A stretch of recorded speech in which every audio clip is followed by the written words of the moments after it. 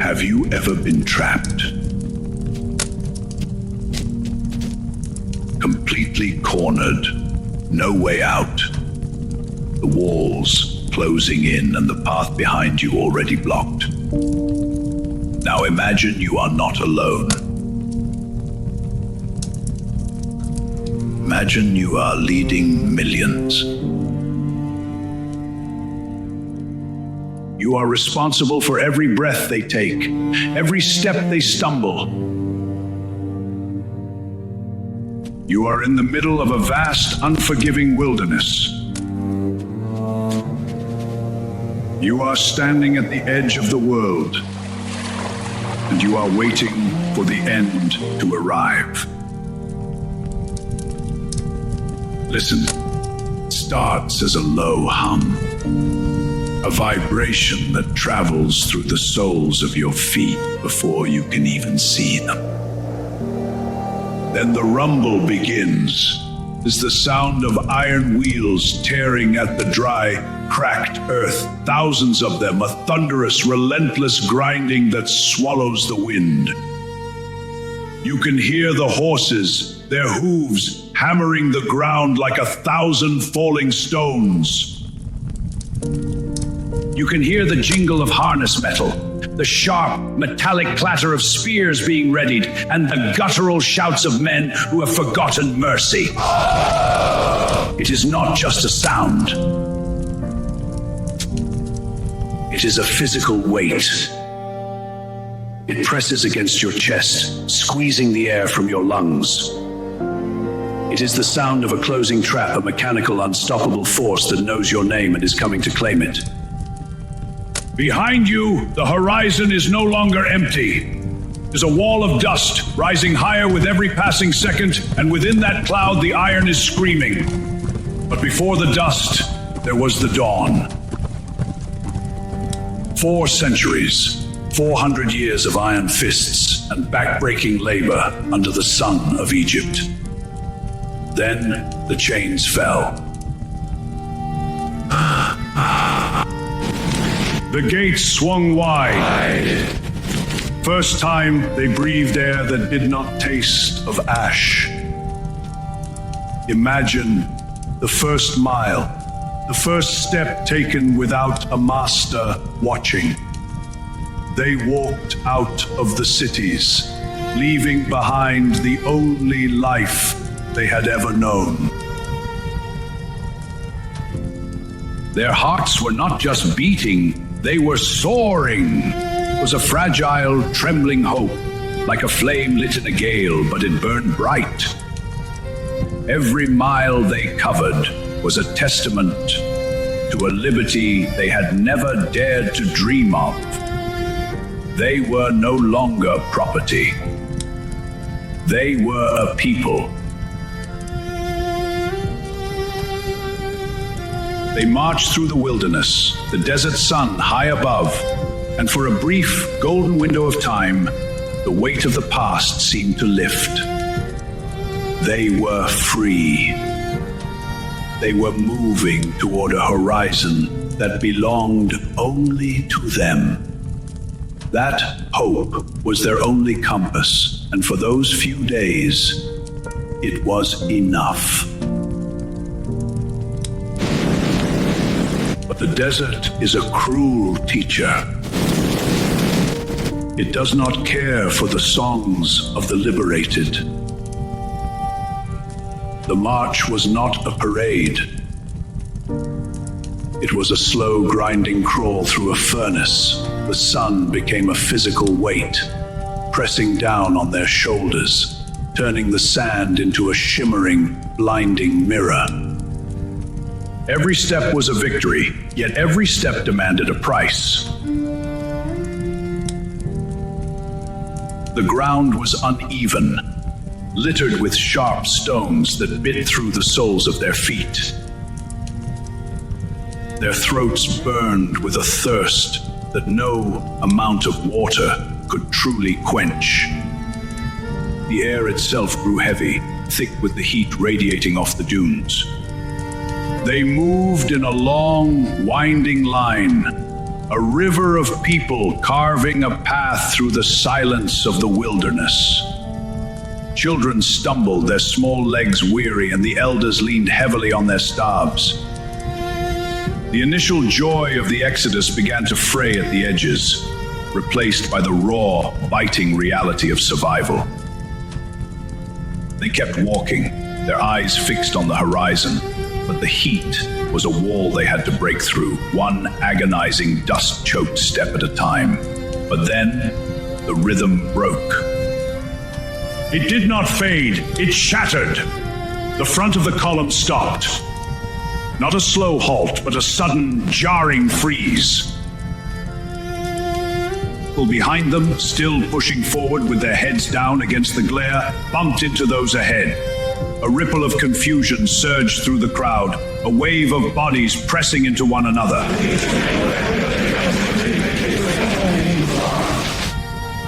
They looked up, expecting the horizon to offer more of the same dry, endless scrub. Instead, they saw the end of the world.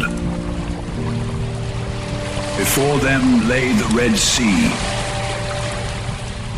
It was not just water, it was a vast, churning expanse of blue, stretching from one side of Earth to the other. It was deep, dark, and utterly impassable. The momentum of their escape, the weeks of walking, the sheer force of their collective will, it all slammed into this liquid barrier and died. The silence that followed was heavier than the heat. They stood on the edge of the sand, toes inches from the tide, staring at a horizon that offered no road, no bridge, and no escape.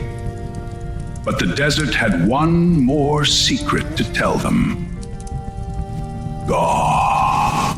It started as a tremor, not in the air, but in the soles of their feet, a low, rhythmic thumping that traveled through the sand, steady and relentless. It was the sound of 1,000 hearts beating in unison, but not theirs. They turned away from the water, their faces pale, eyes scanning the flat, empty expanse they had just crossed. At first, there was nothing but the heat haze dancing on the horizon. Then, the line between the earth and the sky began to blur. A dark, jagged smudge appeared, growing wider with every passing second. It was not a storm. It was a wall of dust, rising high enough to swallow the sun, churning and expanding as it tore across the desert floor. The rumble grew into a roar, a deep, grinding sound of iron against stone. The horizon was no longer a boundary. It was a mouth, opening wide to consume them. The dust cloud billowed, thick and suffocating, blotting out the light and turning the afternoon into a bruised gray twilight. The path behind them was gone. Then the wind shifted and the dust wall tore open. It was not a storm. It was an army. Thousands of chariots, their iron-ribbed wheels grinding the desert floor into powder. The horses were a blur of muscle and foam. Their nostrils flared, eyes white with the heat of the chase. But it was the light that broke them. The sun hit the field of iron, thousands of spears, held high by soldiers who had marched for days without rest, caught the midday glare. They flashed like lightning, a sea of silver needles piercing the horizon. Every glint was a promise of steel. Every spark of light was a death sentence. The people watched, frozen, as the reflection of their own end danced on the tips of those weapons. The hope that had carried them through the wilderness evaporated in an instant, replaced by a cold, suffocating wave of panic. was not just the number of men or the speed of the horses. It was the absolute mechanical certainty of the slaughter to come. The air grew heavy, thick with the smell of sweat and hot metal. The glinting spears moved closer, a wall of jagged light that left no room for prayer, no room for mercy, and no room for doubt. The end had arrived, and it was blinding. Then the screaming started. Shh.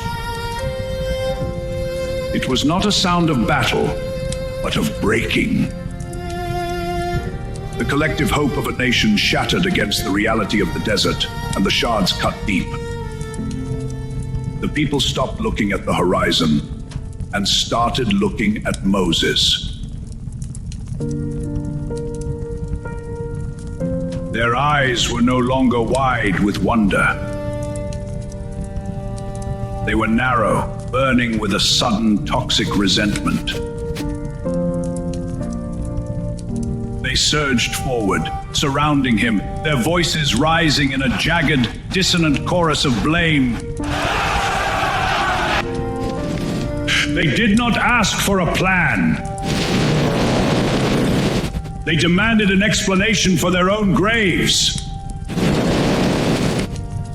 Was it because there were no burial grounds in Egypt that you dragged us out here to rot in this wasteland?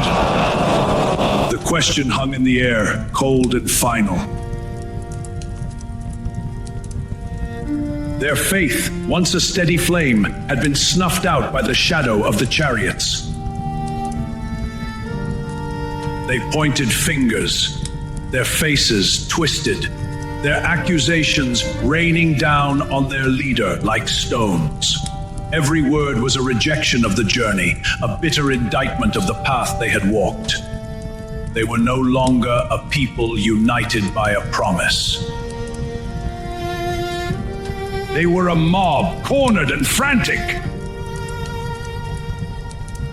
Moses stood in the center of the storm.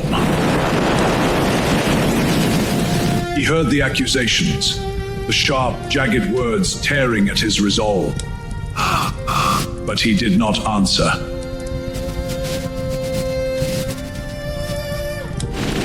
He could not.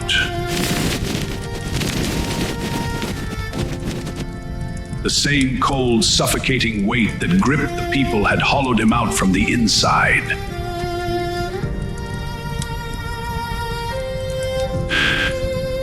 He took a slow, deliberate breath.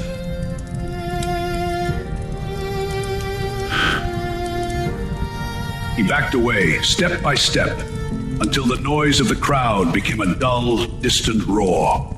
He found a patch of hard, sun-baked earth, away from the pointing fingers and the bared teeth of his own kin. There, in the shadow of his own failure, he fell.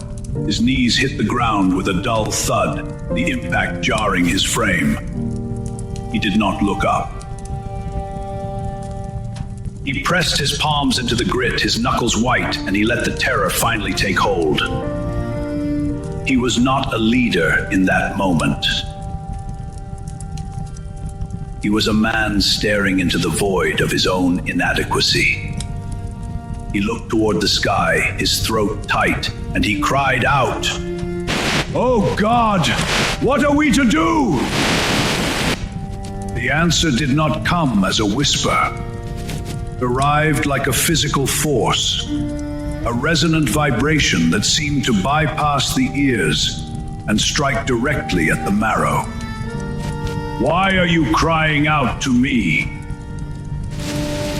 Tell the people to move forward."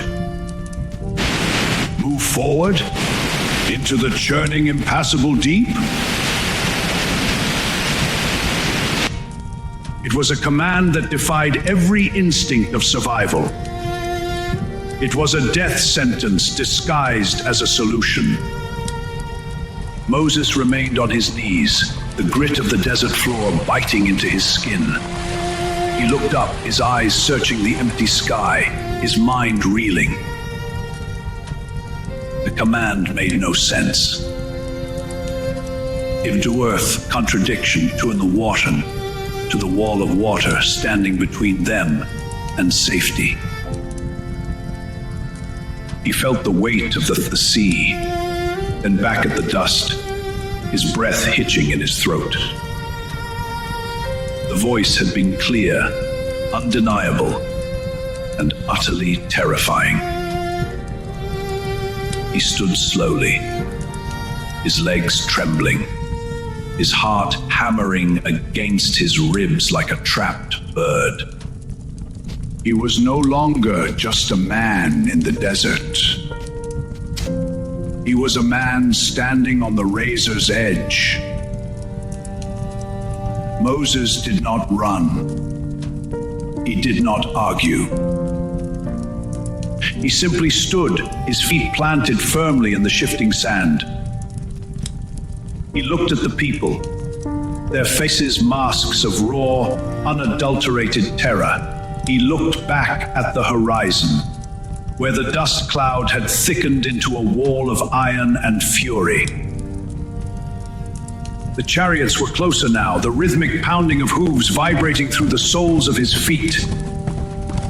He had nothing left but the wood in his hand, a simple weathered shepherd's crook, worn smooth by years of labor in the sun.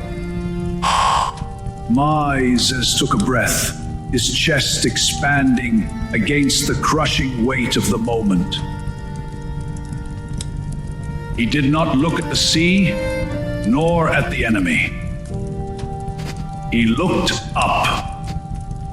With a movement that started slow and ended with sudden, sharp precision, he extended his arm. He raised the staff toward the heavens. Then the world broke. It started as a low-frequency hum, a vibration that rattled the teeth of everyone standing on the shore. Then, the air pressure plummeted. The heat of the desert was instantly replaced by a sharp, biting chill. It was not a breeze. It was a roar. The wind did not blow from the dunes behind them.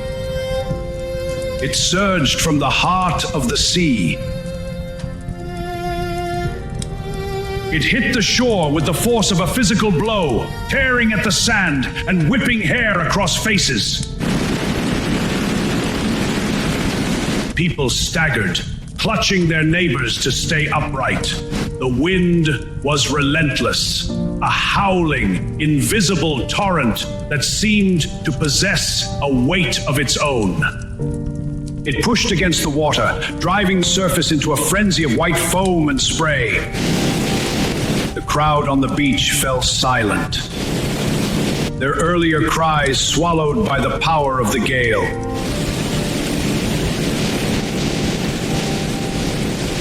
The sea did not just move,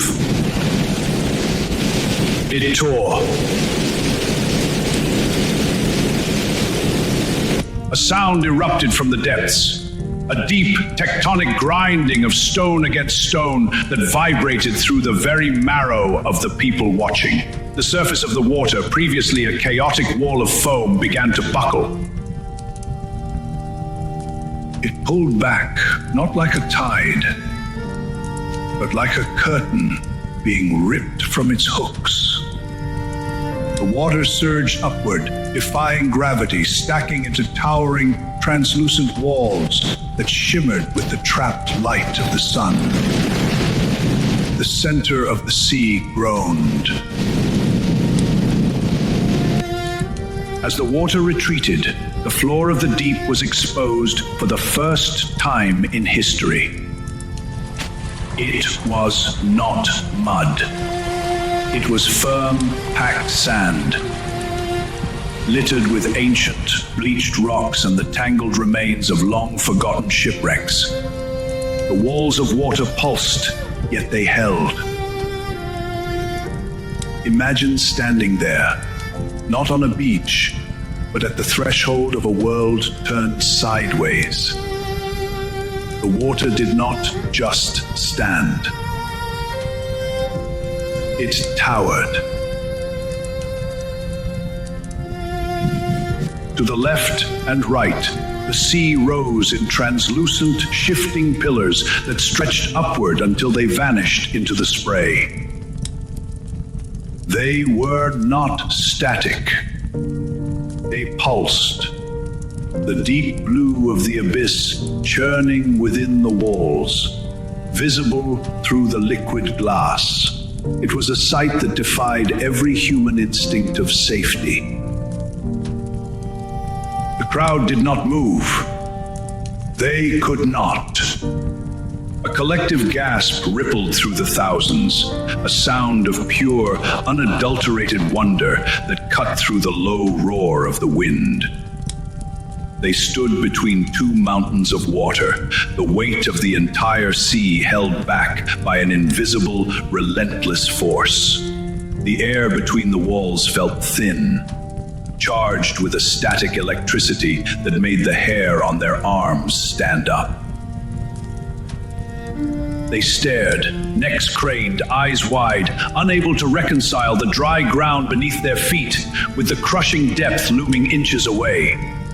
It was a corridor of impossible geometry, a silence carved out of the heart of the storm.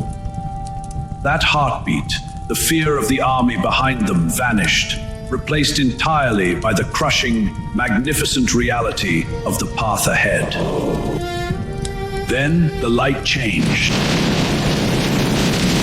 The sun, trapped behind the massive, translucent walls, finally found a gap in the churning spray. A single piercing beam of gold struck the seabed, and the world below the waves ignited. It was a sight unseen by human eyes since the dawn of time. The floor of the sea was not merely sand. It was a graveyard of history, illuminated in sharp, brilliant relief. Ancient, jagged rocks, encrusted with salt and smoothed by eons of pressure, cast long, dancing shadows across the path. The light revealed deep, winding crevices and forgotten ridges, all now bone dry and silent. The people watched as the beams swept across the floor, turning the dark, damp sediment into a glittering, golden road. The fear that had held them captive began to dissolve, replaced by a magnetic pull. A tremor of movement started at the front of the line, foot, then another, pressed into the firm, sun-warmed earth. It held. They took their first steps, their boots crunching against the ancient grit.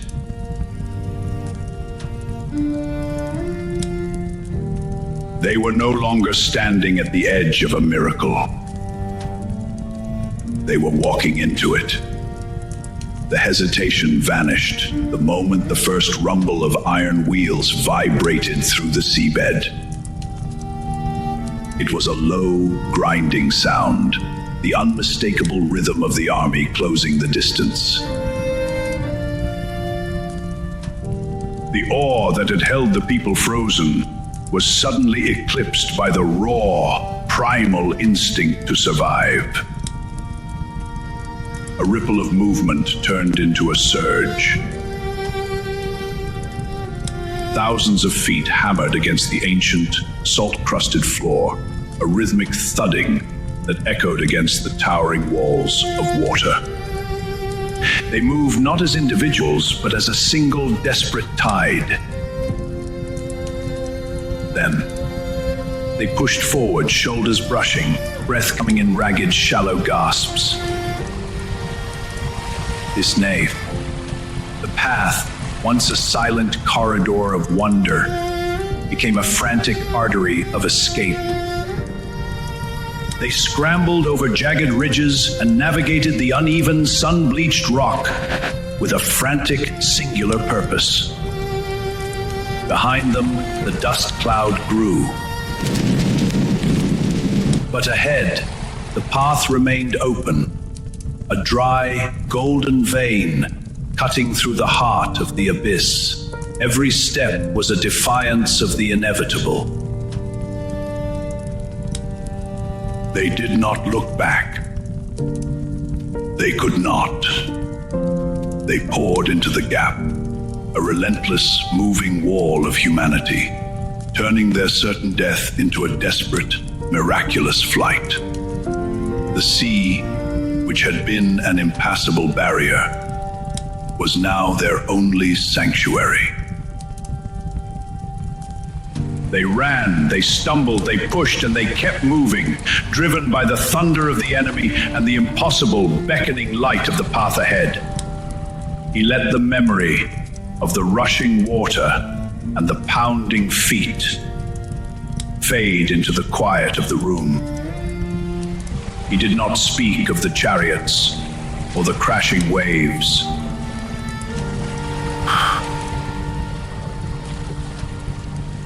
Instead, he spoke of the weight inside. He asked them to consider the moment before the path appeared. The people stood paralyzed by the sight of the sea. It was not the water that held them, he explained, nor was it the army closing in. It was a barrier more solid than the walls of water. More was the invisible wall that kept them from moving, the silent force that turned their hope into ash. Did Moses know what would happen?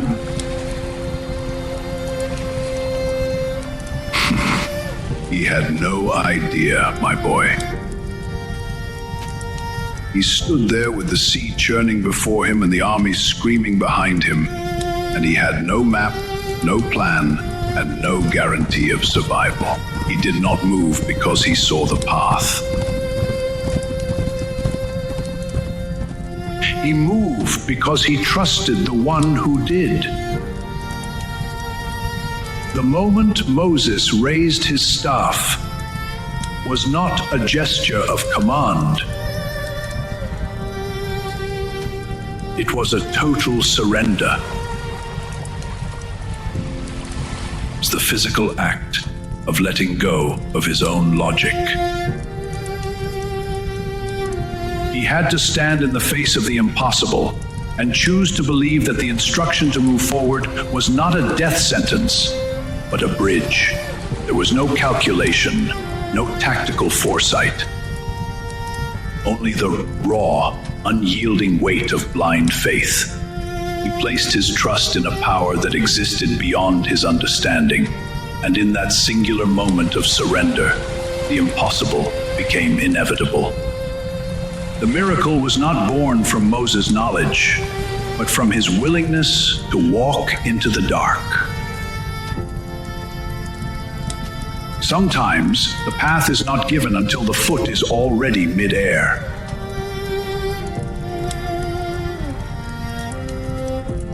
God does not always remove the mountain. He makes a way through it. The very sea that became a road for faith became a grave for the enemy. The thing that looks like your end, the wall you cannot climb and the army you cannot outrun, might just be the beginning of a story you cannot yet imagine.